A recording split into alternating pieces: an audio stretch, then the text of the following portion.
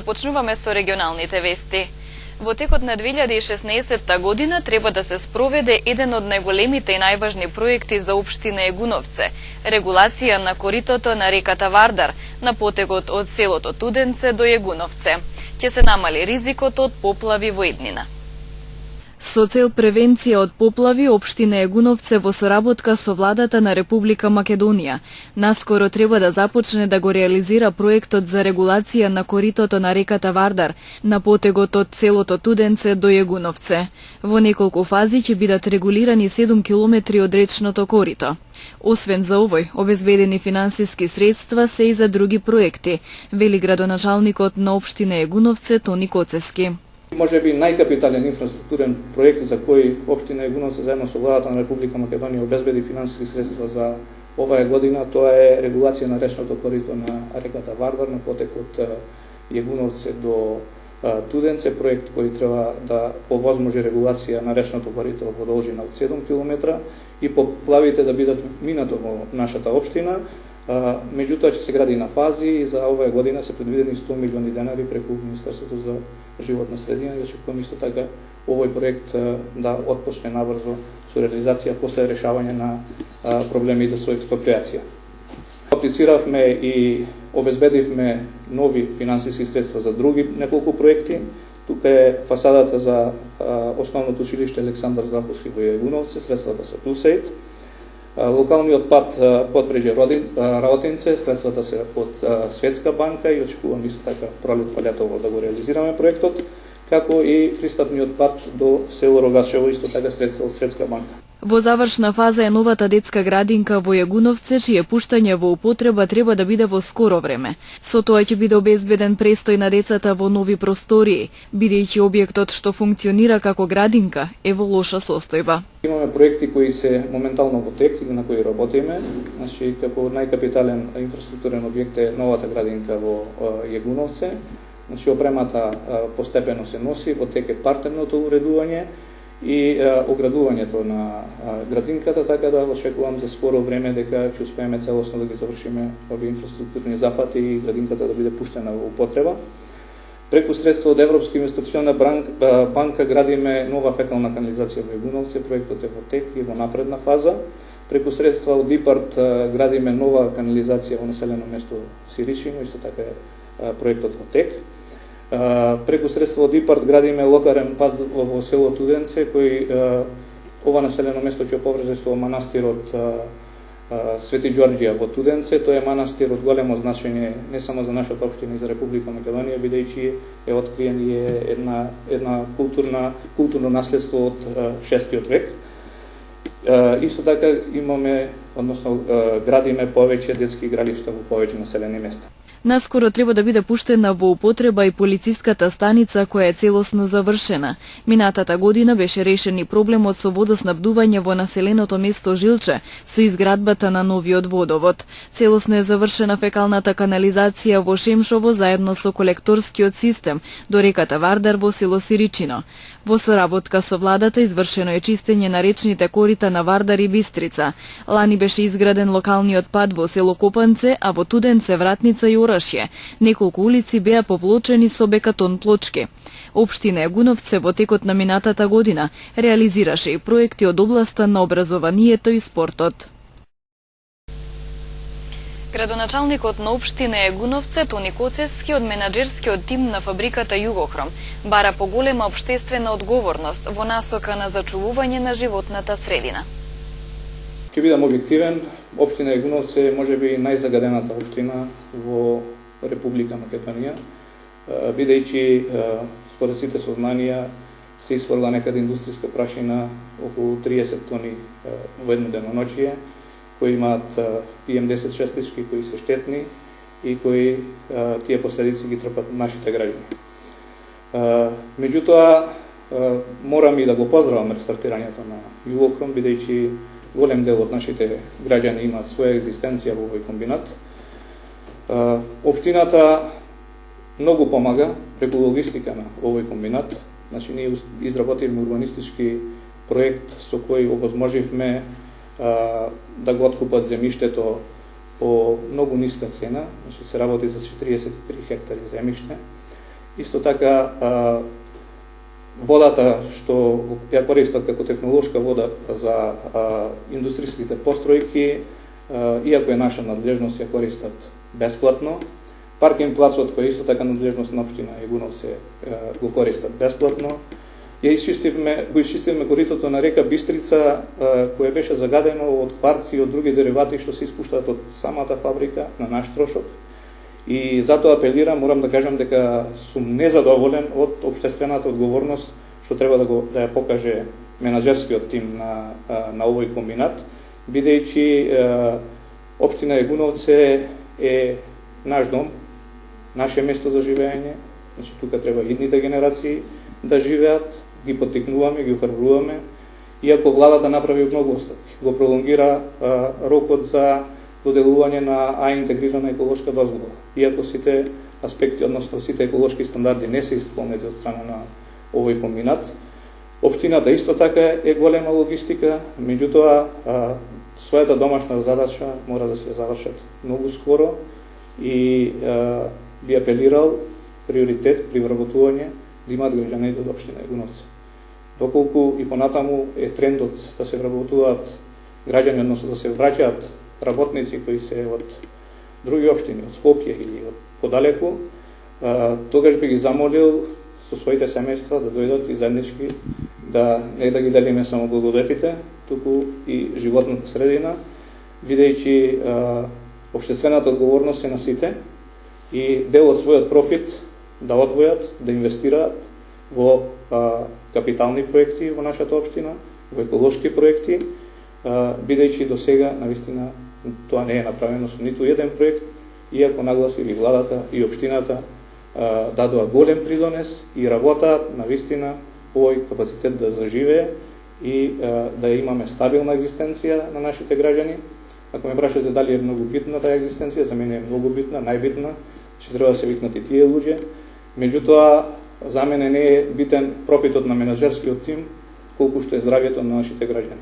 200 домаќинства екзистираат, меѓутоа над 10.000 жители од нашата општина живеат во субстандардни услови за живот во моментот, за жал. Гостиварската локална самоуправа инвестира 6 милиони денари од буџетот за изградба на улица во село Речане. Проектот се реализира на барање на населението, велат од општината. Во Гостиварско Речане неодамна започнаа работите за изградба на една од поголемите улици во селото. Улицата е долга 800 метри и широка 3,5 метри. За адаптација, нивелизација, тампонирање и асфалтирање, општина Гостивар ќе издвои околу 6 милиони денари од буџетот.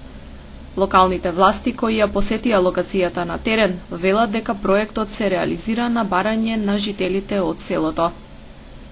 Инвестираме на заградење на еден добар пат, што ќе го поврзува овој пат и гробиштата што се на селото и по линијата овде и селото Оршуше и овие што живат овде. Ќе се гради еден пат со стандарди, дистанцата е 800 метра, широчината 3 метра и 50 и ќе кошта 6 милиони денари. Според градоначалникот Бејта, изградбата на улицата позитивно ќе влијае и за развојот на земјоделието, со тоа што ќе им го олесни движењето на жителите до нивните ниви. Од локалната самоуправа на Гостивар за наредниот период планираат и други инвестиции во Речане. Како една од нив беше споменато уредување на селскиот стадион.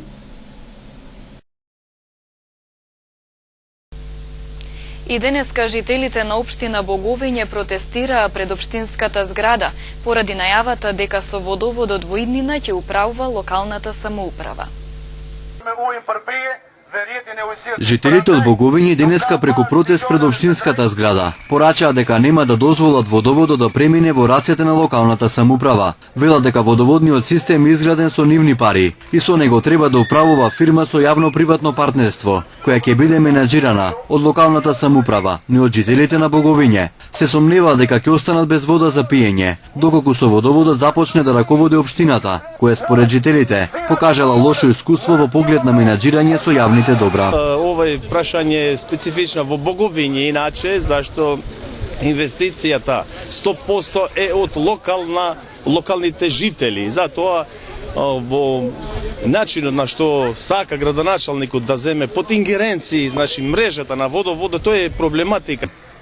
Учесниците на протестот велат дека градоначалникот на општина Боговење Хас Бедризи неколку пати одбил да оствари средба со нив, на која би се разговарало за можно решение на проблемот со водоводниот систем.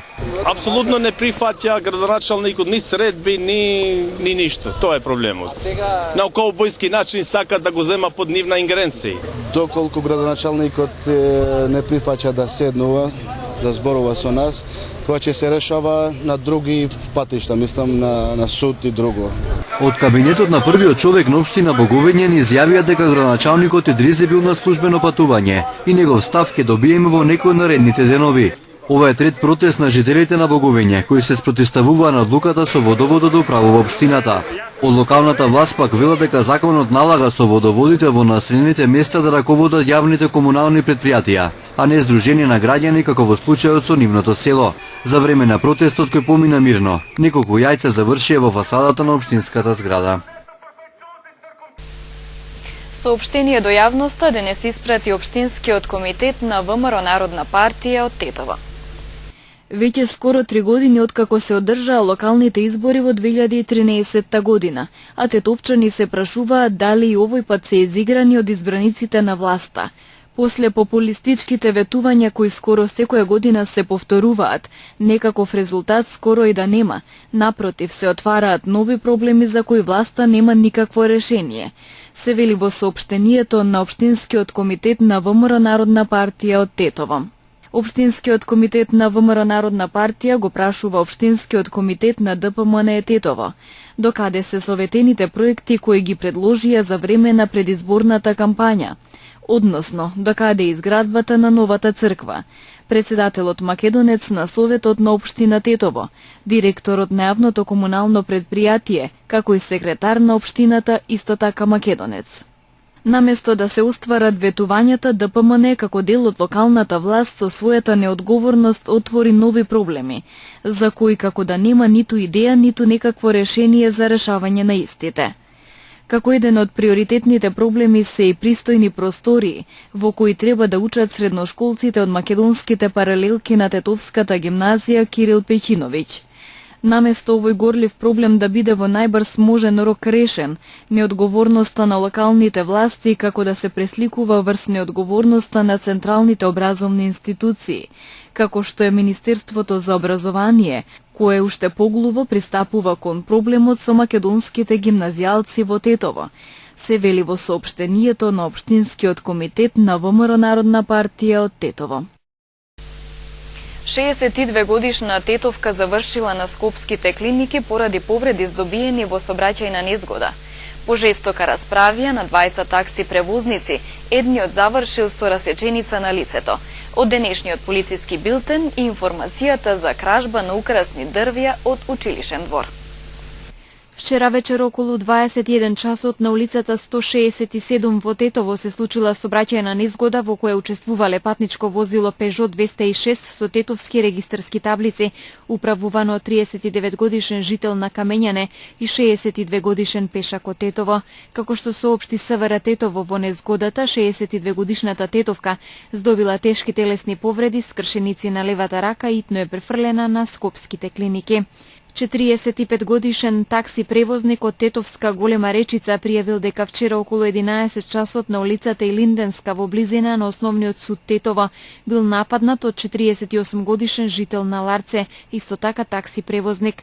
Како што соопшти СВР Тетово по нивната вербална расправија во која размениле повеќе навреди и вулгарности, според кажувањето на пријавителот, пријавениот наводно извадил нож, му се доближил од зад грб и му нанел мала расеченица на лицето. Се вмешале минувачите и ги разделиле. Нешто подоцна пријавениот е повикан во секторот за внатрешни работи Тетово, разговарано е со него и по целосно расчетување на случајот ќе се соочи со соодветен поднесок. Од денешниот полициски билтен и информација за кражба на украсни дрвја од училишен двор, вработена во основното училиште Симче Настовски во Вратница, вчера пријавила дека ноќта помеѓу 9 и 10 овој месец засега непознати сторители од паркот во училишниот двор одзеле 10 украсни дрвца. Дрвцата високи половина и 1 метар биле извадени и однесени, додека вкупната материјална штета се проценува на 7500 денари. Местото од каде се одземени дрвцата е фотодокументирано и се работи на откривање на сторителите. 15 технички неисправни возила, 93 возила со истечена регистрација и 5 со претовар били утврдени во контролните активности на секторот за внатрешни работи Тетово во текот на изминатиот месец во Тетовско.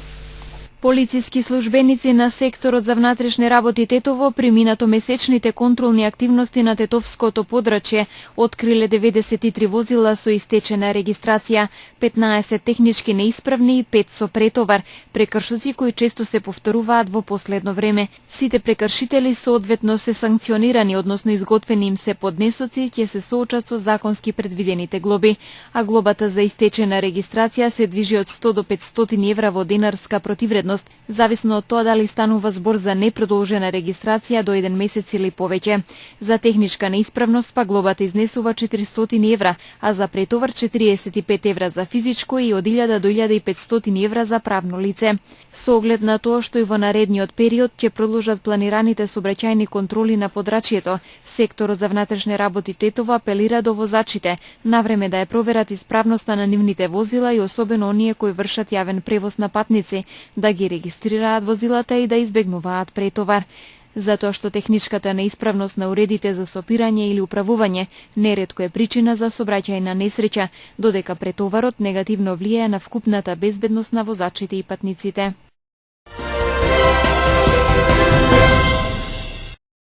Шестмина од 11 обвинети во случајот Ќелија се подготвени да признаат дека се виновни, за да можат да се спогодат со обвинителството за помали казни затвор.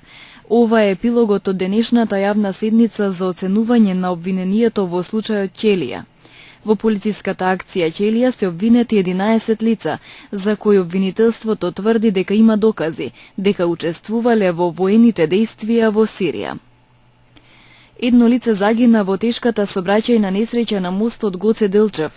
Станува збор за 60 годишен маж, возач на автомобил Fiat Punto, кој им подлегна на повредите.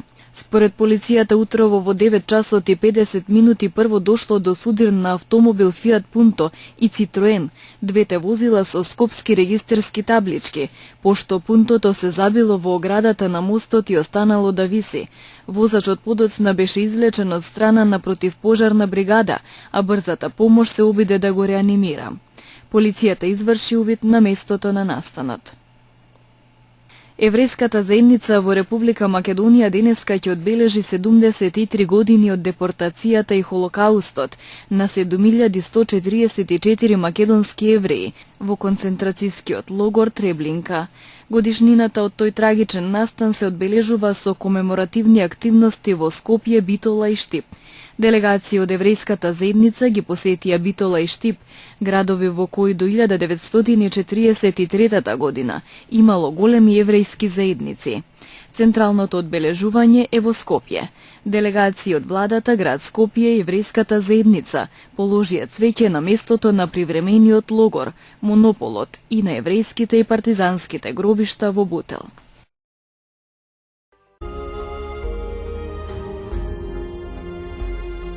Времето денес беше променливо облачно со услови за слаб повремен дожд.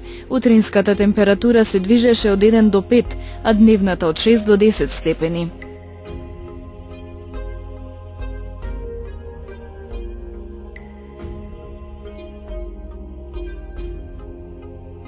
Според метеоролозите утре не очекува претежно облачно време. Попладне почнувајќи од југозапад со врнежи од дожд, кои поинтензивни ќе бидат во текот на ноќта. Ќе дува слаб до умерен ветер од југоисточен правец. Утринската температура ќе се движи од 2 до 6, а дневната од 7 до 11 степени.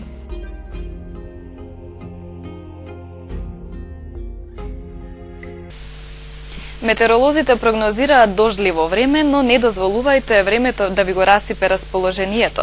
Имајте убав ден.